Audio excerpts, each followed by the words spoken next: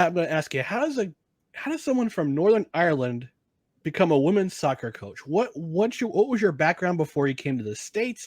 How do you get involved with soccer? Where'd your passion for soccer come from? And why be a coach? It's growing up in the north of Ireland, there was definitely a lot of different opportunities, and I was very fortunate to have a family that was very deeply engrossed in sports, from you name it, from Gaelic to hurling to rugby to soccer to swimming, which was my main sport Yeah. growing up.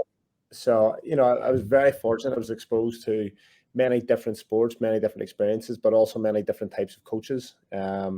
Some that pushed you, some that challenged you, some that allowed you to be comfortable. And those different experiences actually opened the door and brought me over to America. And that's where I obviously met Pat. And through different opportunities that presented themselves, I was fortunate to play at a very high level in various different sports as Hmm. between the age of 12 and probably 22, 23, and figured that playing is probably not going to pay the bills. And I wanted to be able to still be involved in the sport and wanted to still be able to contribute.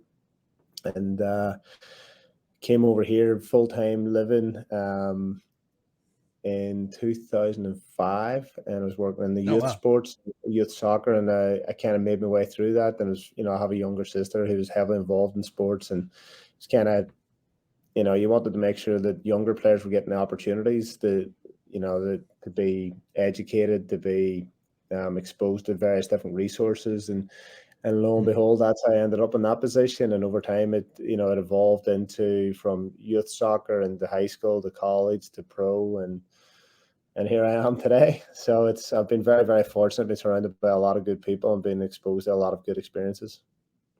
Now, what was your first foray into coaching? Where did you begin? First foray into coaching, probably. I think it was probably still in high school. I was fortunate that, obviously high school soccer back home was something that was very important, and we were fortunate that we had a very good team, and a lot of younger players looked up to I guess, the equivalent of being seniors over here. So we actually coached what would have been the freshman team, and we helped Hmm. work with the younger players and coach them. They were a little bit younger, just because the schooling system is a little bit different. They were a little bit younger than what freshmen would be, so we worked with them, and that was a fantastic opportunity. And then when I was over college, that's it's the age of 18, 19, 20.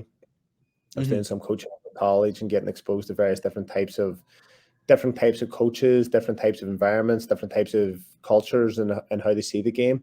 But I also, Hmm. that was specifically in soccer, but I was also coaching within swimming as well, and that was a bit of an eye opener too, because you're working with individual athletes as opposed to team sports athletes, and Hmm. it forces you to try and connect with them and understand them, and look at the game and look at the sport through their lens. So that was probably my first exposure, and like I said, I was very fortunate to be surrounded by very experienced coaches who were more than happy to allow me to pick their brain and learn from them. Hmm.